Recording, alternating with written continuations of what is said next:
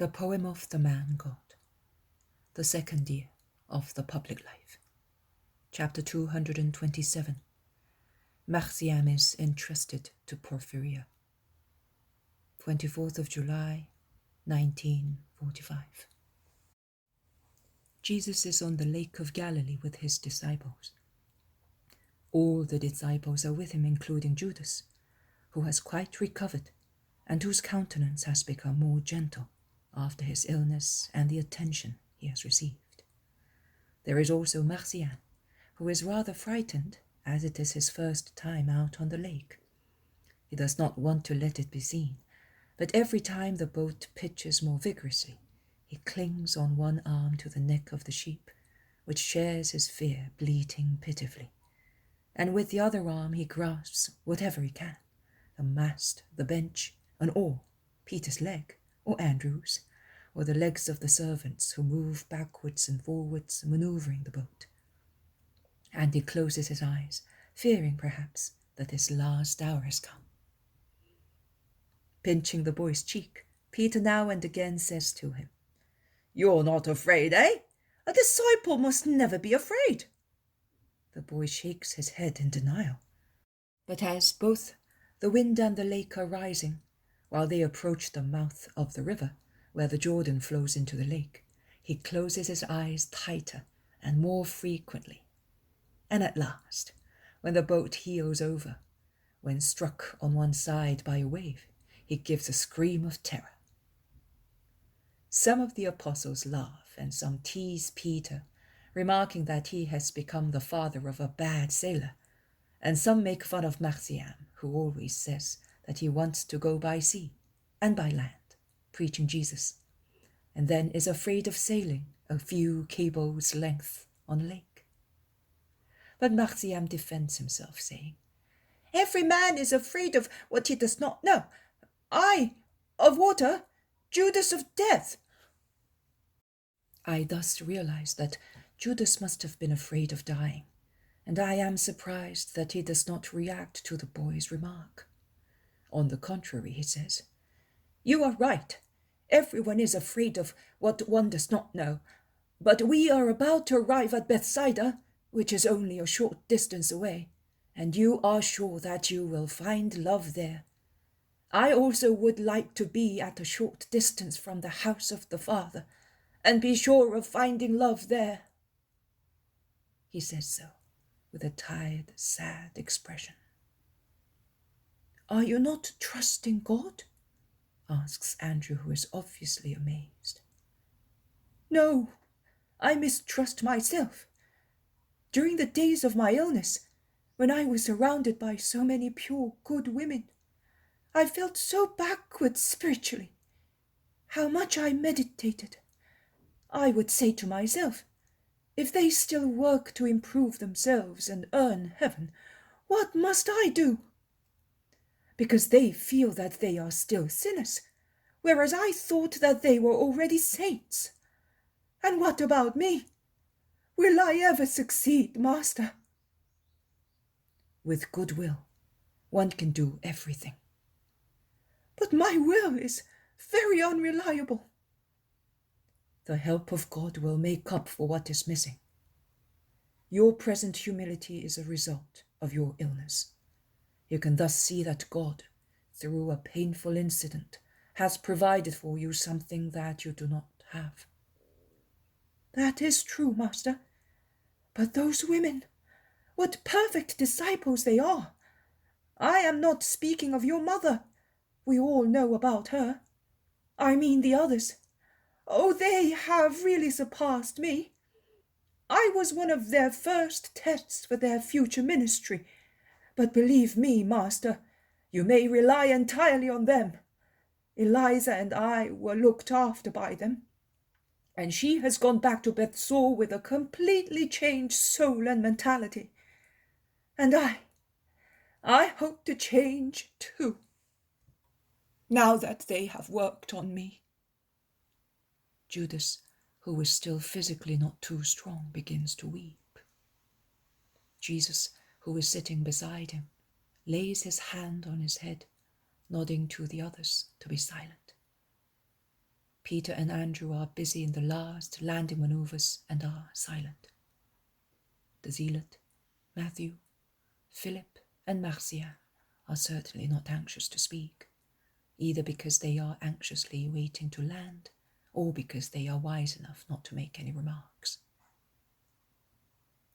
The boat sails up the Jordan and shortly afterwards grounds on the gravel bed, while the servants land to fasten the boat, anchoring it to a large stone by means of a rope, and to place a board as a landing wharf.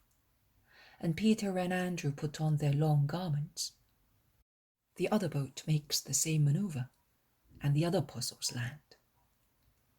Also, Jesus and Judas step ashore, while Peter puts up a little tunic on the boy and tidies him up in order to present him in a decent state to his wife.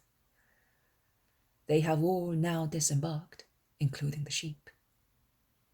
"And now let us go," says Peter. He's really excited. He takes the boy by the hand. Also, Marjiam is deeply moved. And in fact, he forgets the sheep, and John takes care of them. In a sudden fit of fear, Marjiam asks, "But will she be wanting me? And will she really love me?" Peter reassures him, but perhaps he's affected by the same fear, and he says to Jesus, "Master, will you tell Porphirea? I don't think I could explain the situation to her properly." Jesus smiles and promises that he will see to it. They soon arrive at the house following the riverbank.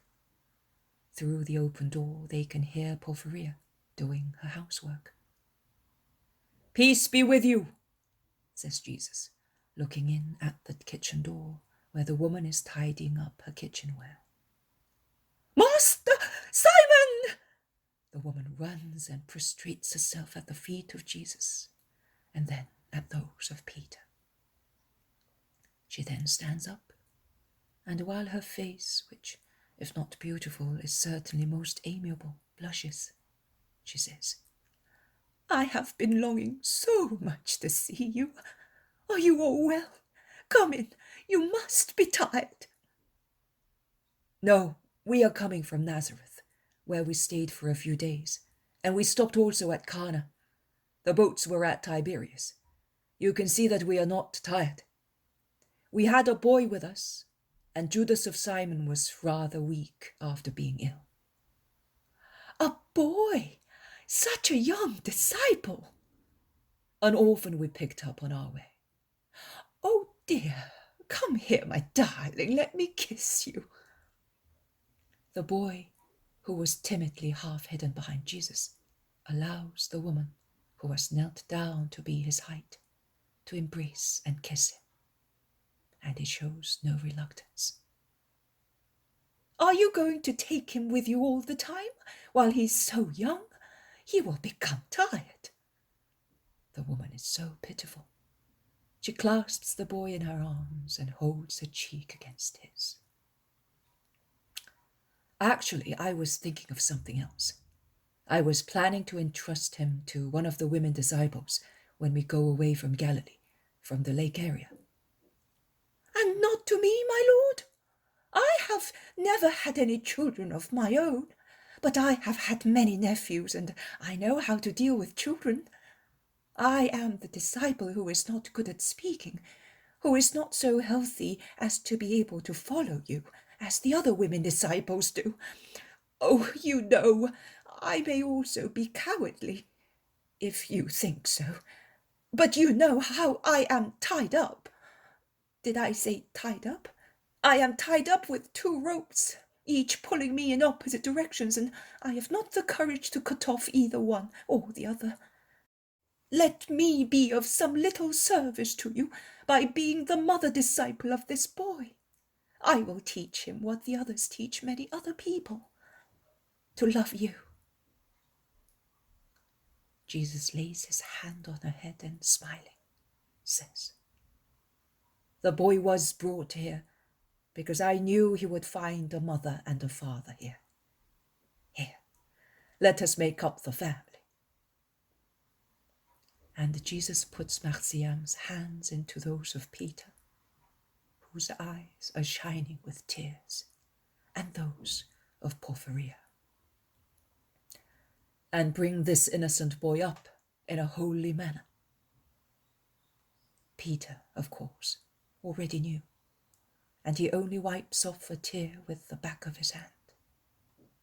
But his wife, who was not expecting so much, is left in mute amazement for a few minutes.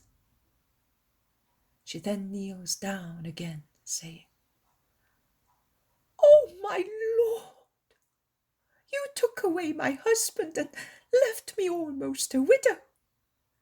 Now you are giving me a son. You are giving back all the roses to my life, not only the ones you took, but also the ones I never had. May you be blessed. The boy will be dearer to me than if he had been the fruit of my womb, because he comes to me from you."